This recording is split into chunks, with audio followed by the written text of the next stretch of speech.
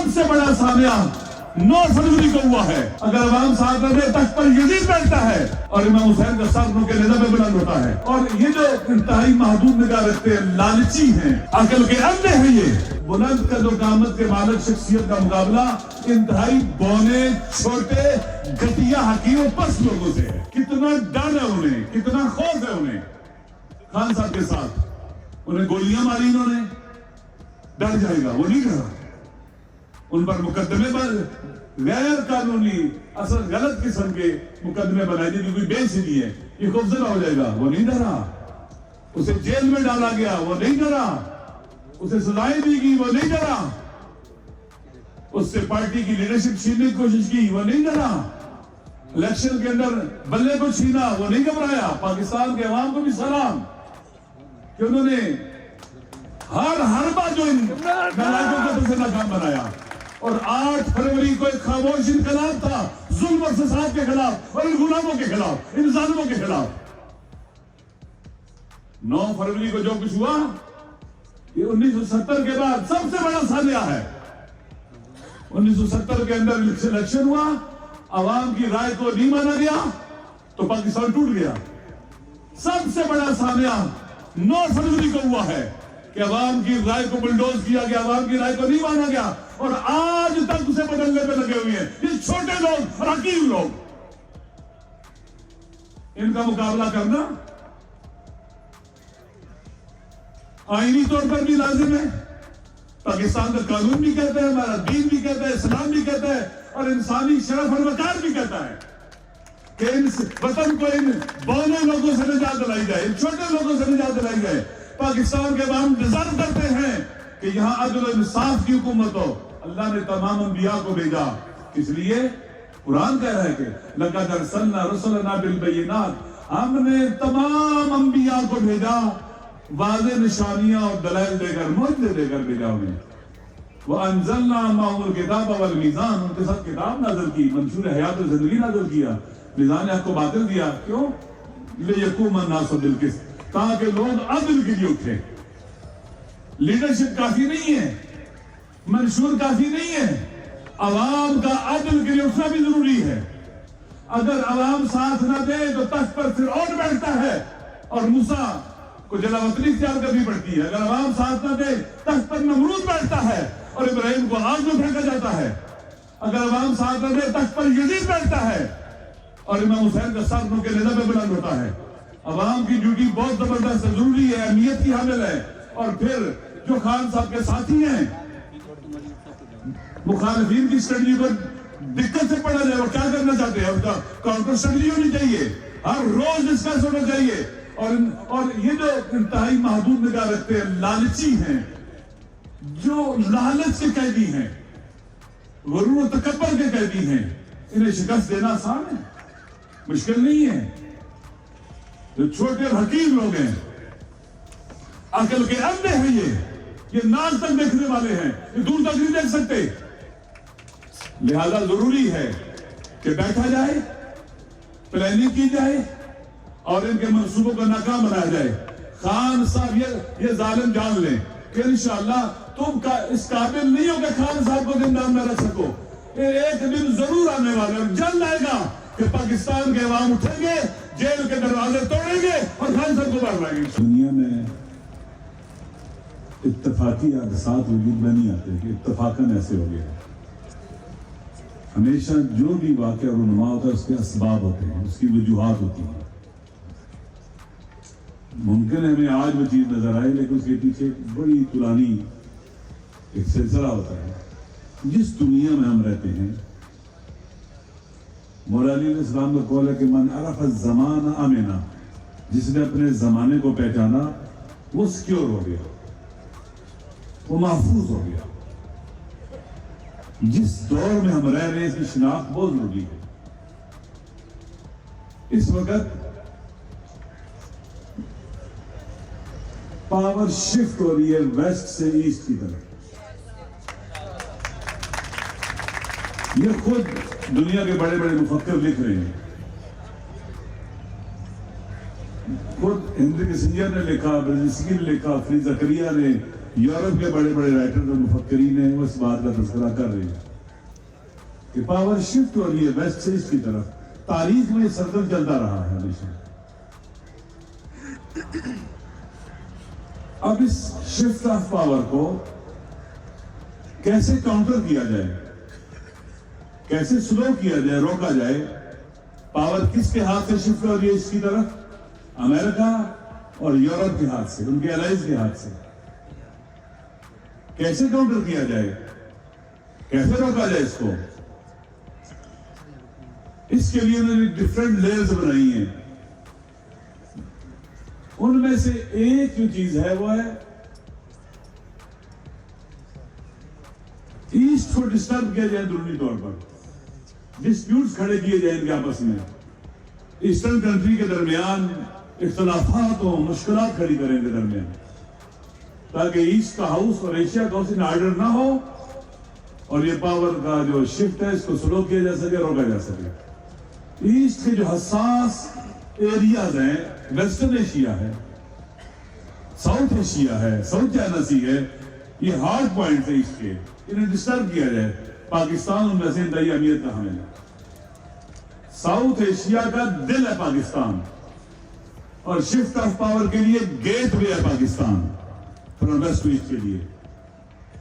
پاکستان کو کنٹرول کیا جائے, پاکستان کو ڈسٹربلائز رکھا جائے, کمزور رکھا جائے, اسے اپنے ہاتھ میں رکھا جائے. ایسٹ بہت اہمیت کا حامل ہے. ایشیا آپ دیکھ لیں آبادی کے لحاظ سے سب سے بڑا کنٹیننٹ ہے, ریسورسز کے اعتبار سے بہت بڑا ہے, اب منڈی بہت بڑی ہے, اسکل مین پاور بہت زبردست ہے, یہاں پر لیبر سستی ہے, ترقی یافتہ ممالک موجود ہیں, تہذیبی حوالوں سے بھی بہت رچ ہے. دنیا کے تمام بڑے بڑے جو ادیان ہیں ان کی پلیس آف برتھ ایسٹ ہے, ایشیا ہے, اور اس میں پاکستان بڑی اہمیت کا حامل ہے. لہذا پاکستان کو ڈسٹربلائز رکھنا ہے. ایک لیئر جو انہوں نے بنائی وہ اسلاموفوبیا ہے. یو ایس ایس آر کے ڈاؤن فال کے بعد انہوں نے اپنا دشمن اوپنلی اسلام کو بنا لیا, اور اسلام صرف لوگوں کو ہراس کرنا, ڈرانا, اسلام سے خوف دلانا, جس کے نتیجے میں بنیادی انسانی حقوق مسلمانوں کے پامال ہونے لگے, ڈسکریمنیشن پیدا ہوگی, اور مشکلات جو بیان ہو چکے ہیں. یہاں پر خان صاحب کا نقش رول کیا تھا, جو عالمی قوتوں نے اپنی ہیجمونی کو باقی رکھنے کے لیے جو منصوبے بنائے ہوئے تھے, خان صاحب نے ان کے مقابلے میں کھڑے ہونے کا اعلان کیا.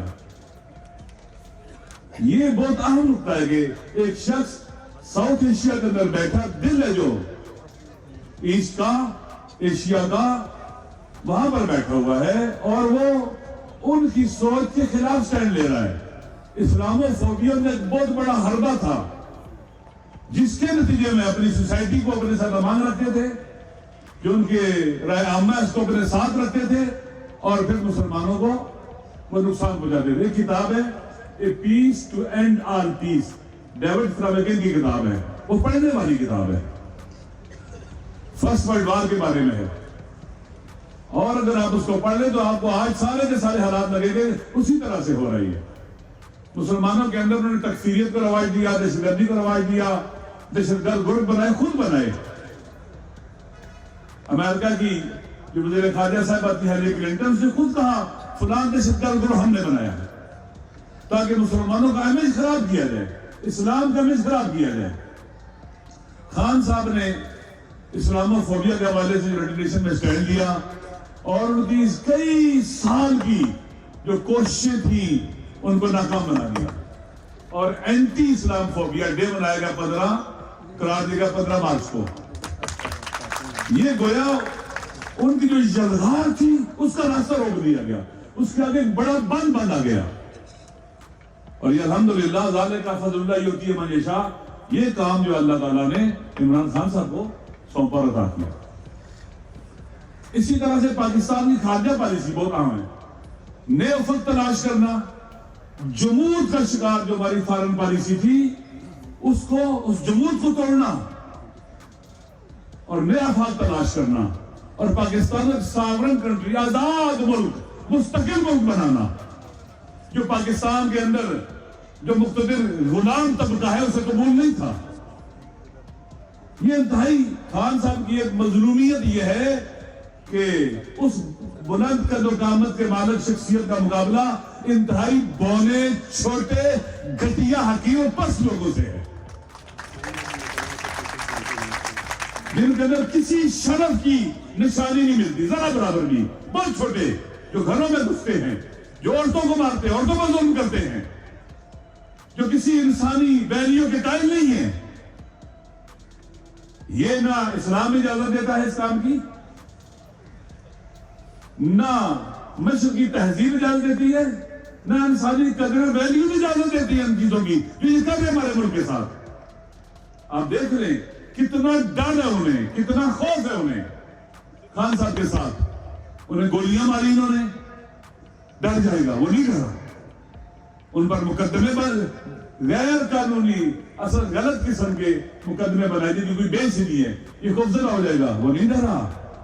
اسے جیل میں ڈالا گیا، وہ نہیں ڈرا۔ اسے سزائیں دی گئی، وہ نہیں ڈرا۔ اس سے پارٹی کی لیڈرشپ چھیننے کی کوشش کی، وہ نہیں ڈرا۔